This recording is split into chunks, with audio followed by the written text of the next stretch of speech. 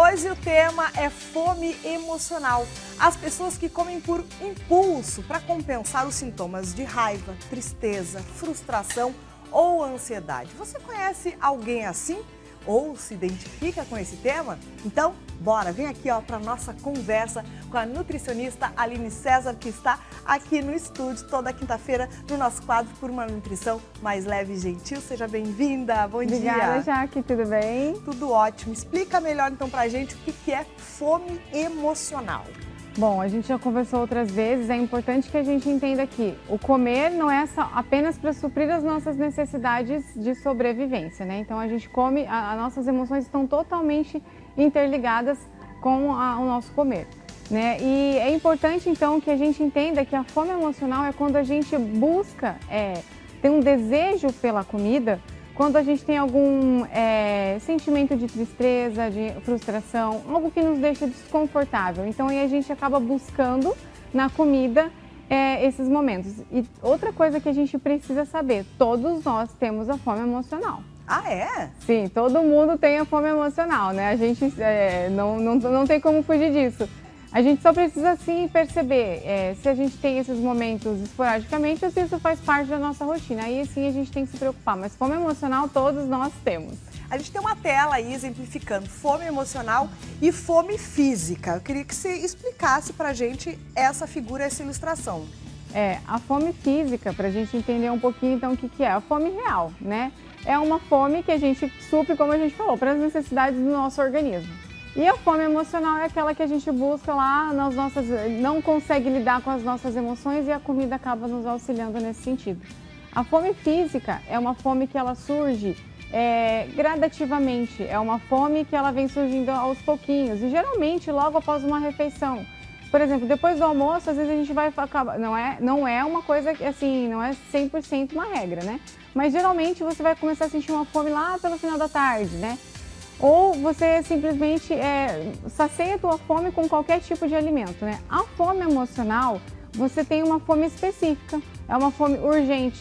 Às vezes você saiu do almoço, terminou do almoço, você já tem uma necessidade, nossa, eu tô com vontade de comer um doce. Então você acaba tendo essas necessidades urgentes, né? E é uma fome que às vezes você não sente saciada, né? Você come, acaba comendo um pouquinho mais e no final ainda acaba não se sentindo saciado. E por que na questão da fome emocional a gente sempre tem necessidade de ingerir alimentos calóricos, ricos em gorduras, açúcar? Por que isso? Porque assim, esses alimentos, eles realmente dão pra gente aquela sensação imediata de prazer. Quando a gente come determinados alimentos, ele manda um sinalzinho, nosso organismo, quando a gente ingere esses alimentos, a gente recebe um sinalzinho lá no hipotálamo, lá no nosso cérebro, para que ele consiga liberar alguns neurotransmissores que estão relacionados com as sensações de prazer, de alteração de humor, até em questão de depressão, ansiedade, então melhora da nossa energia. Então esses alimentos, eles têm esse efeito momentâneo, né? Mas aí que tá, a gente não vai na causa do problema, né? A gente tem aquela resolução no momento e depois a ansiedade volta, a frustração volta, o cansaço, o tédio, tudo volta, né? E o que o açúcar, especificamente o açúcar, que está presente no chocolate, né? Em todas aquelas comidinhas que a gente adora, né? Aqueles doces, as guloseimas, o que esse tipo de alimento eles provocam no nosse organismo?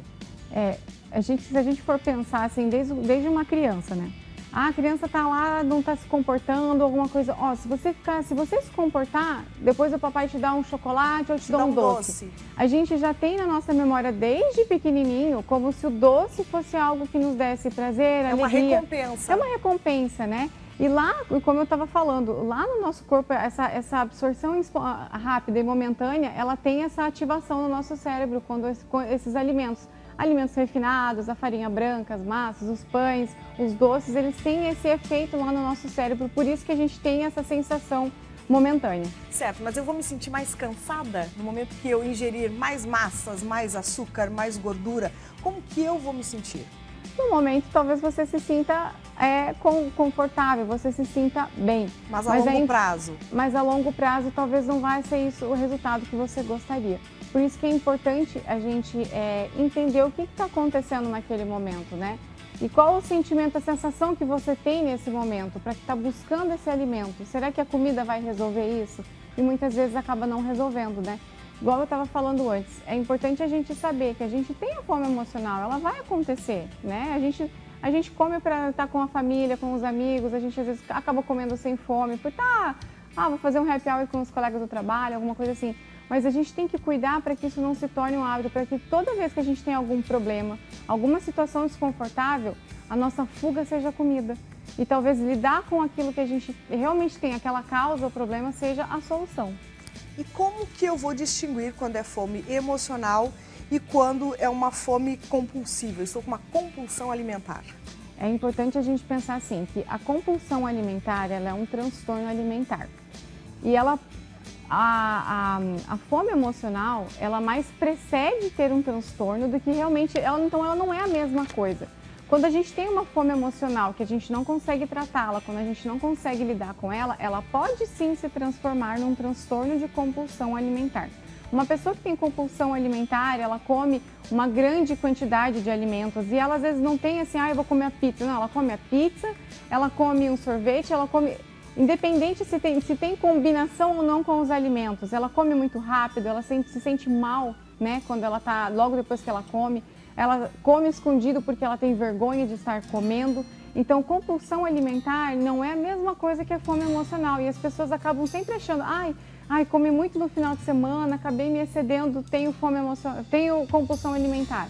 Não, às vezes é só uma forma que você não está sabendo lidar naquele momento. Então, é importante que a gente aprenda a lidar com a fome emocional para que sim, ela não se torne um transtorno de compulsão alimentar.